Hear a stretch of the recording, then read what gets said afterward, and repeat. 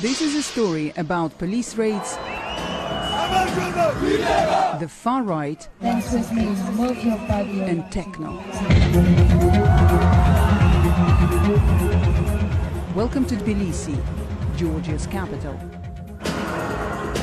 There is a booming music scene here, built by the country's pro-Western youth, with clubs that are a safe space for LGBT people. We are free, and we need to be free. But they're facing resistance from powerful forces. So when 10,000 ravers took to the streets, dancing became a political act. I wanted to find out what drove their protest and who is backing violent right-wing extremists who showed up in force. In a nation torn between Russia and Europe, this is the story of Georgia's rave revolution.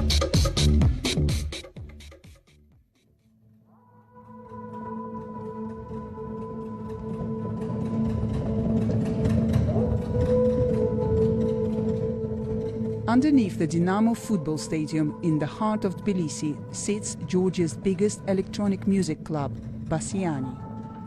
This is Bassiani, actually, the main dance floor. It's a former swimming pool turned dance floor and a rare place in Tbilisi where LGBT people are welcome. Bassiani is one of the club's founders. We are preparing for the biggest night since the raids. So we are now setting up the equipment and sound system. This is the raid he was talking about. In May, hundreds of police stormed Bassiani and another LGBT-friendly club. They say it was part of a 3-month operation in a crackdown on drugs. The special forces raided right here. And can you imagine when you realize that in the darkness, it's 1 a.m. and there's somebody with machine guns, real machine guns and with masks standing next to you and screaming to you? I don't know how it will preserve in our mind. It's not a secret that the clubbing scene is associated with drugs. Can you see why the police turned out? Drugs are not created and produced here in the country. All of them are imported.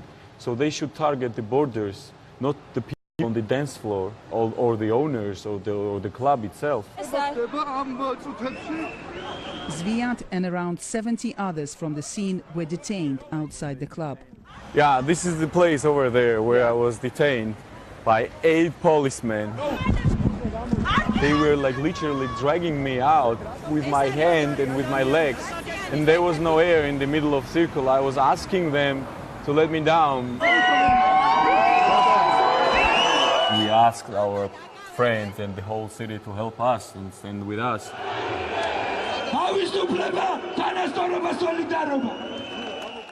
Within hours, thousands of people had taken to the streets to stand up for their freedom to express themselves. And soon the protest took the form of a rave.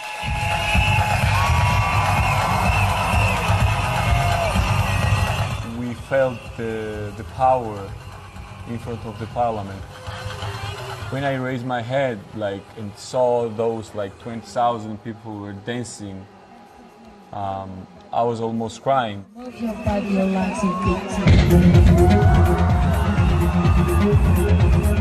Activist Anna Subiliani was among the protesters. I was dancing with big anger, big protest to the government, and all my movements were showing it. But it was Anna's dance on top of this memorial that angered far-right groups, who turned up in force. This is George Chelidze, leader of the fascist group Georgian National Unity. We wanted to find out what was motivating them and why they found the rave outside Parliament so offensive. We arranged to meet by a metro station. Last time I met these guys, one of them had an air pistol on him. So I'm not quite sure what to expect from this meeting. Kamarjo, but hello. But their leader George Chelidze wasn't there. You rang me? Did you call me? Yeah, I So could you please turn off the camera? I would like to first chat with you. okay. They didn't want to be interviewed. So we had quite an interesting situation now. I met with the far-right group. They said that their leaders were detained. We can see that there are plainclothes police also in the area, and the far-right group, they said that it's not safe for them to talk to us. So I can clearly identify like some of the policemen. They're here in this area, over there in dark glasses, in black t-shirt. Further there, just over there, see. We called the police to find out what happened to George. Ringing. Nino, hi, this is Rehan. They told us he was temporarily held. Yes. But that night he contacted us and said he was detained because the police didn't want him to speak to the BBC. Shoes? We arranged to meet him the next day in his apartment. Okay, thank you. This is our flag. What? This is Georgian National Unit. Yes. He showed us his tattoos. This is not German. This is Georgian. Do you realize that the symbols that you're showing us, some people might find it really offensive? If with National Socialists associated, no problem. No, if it's associated with Nazism, it's okay. No problem. No problem. What did you find so offensive about this protest? Why did you decide to turn up? It was a clear leftist provocation. They did not protest only the police raid. They were demanding drug legalization. Also, LGBT propagandists, we showed them and everyone else that agenda belongs in this country to nationality-minded society, to the Georgian nation. Although Georgia's group is small and amateur, they weren't the only right-wing extremists that turned up at the protest. Look at these gays, look at these drug dealers. We saw all these hatreds. We wanted to find out why these far-right groups have been gaining confidence to stand against the liberals and who is backing them. These are just recently created and established organizations. During this counter demonstration, they were very aggressive. Anti-corruption organization Transparency International has been researching the rise of groups with neo-Nazi ideology in Georgia. One of the very active movements is Georgian March, and in Georgian March we have lots of NGOs and individuals. Some of them get funding from the Ministry of Foreign Affairs of Russia. Russia and Georgia fought a war 10 years ago, and relations are still tense. Georgia broke away from the USSR in 1991, but Russia has tried to maintain influence. 20% of Georgia's internationally recognized territory is still under Russian control. We still have very strong Russian propaganda in our country, but still people feel that Russians are our enemy, they are not our friends.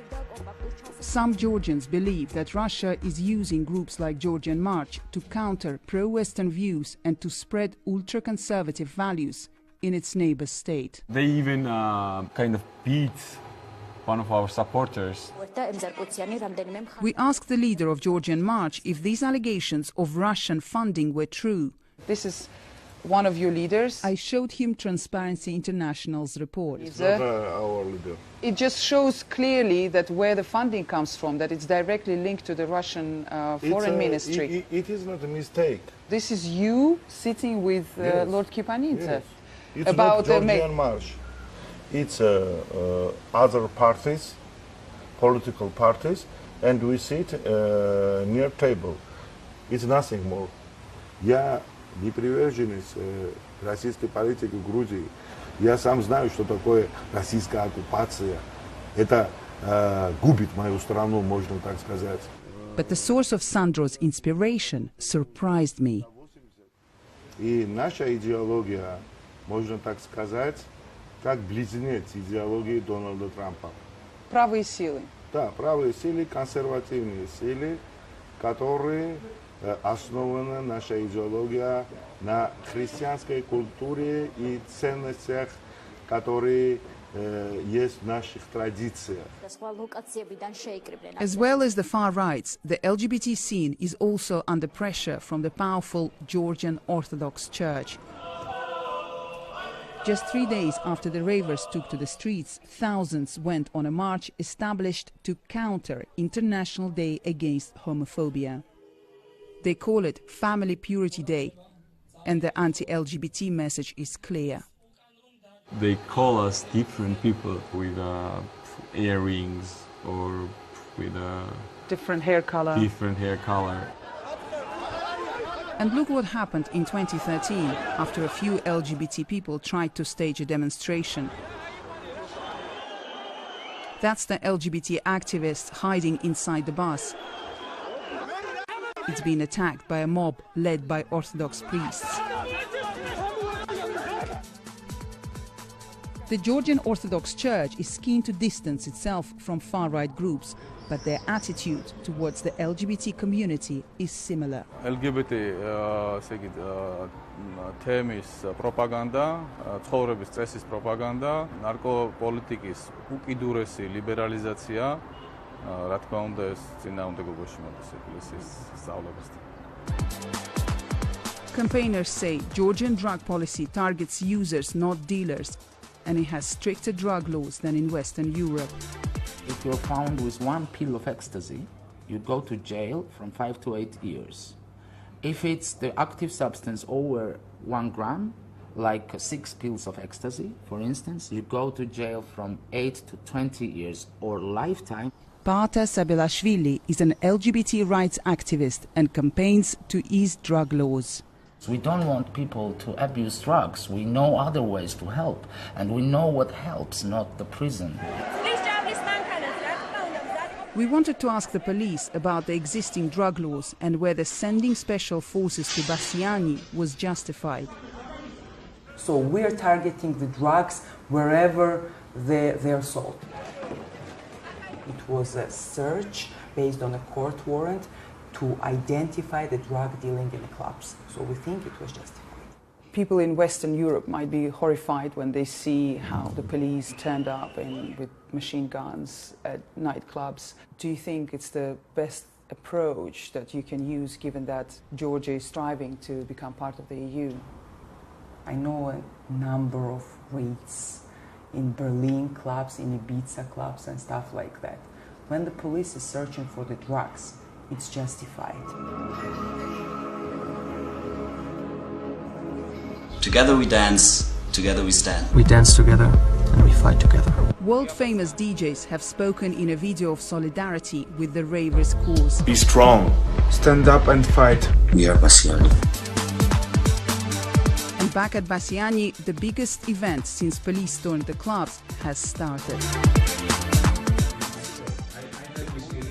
As part of this 24-hour party, activists are hosting talks about Georgia's drug laws.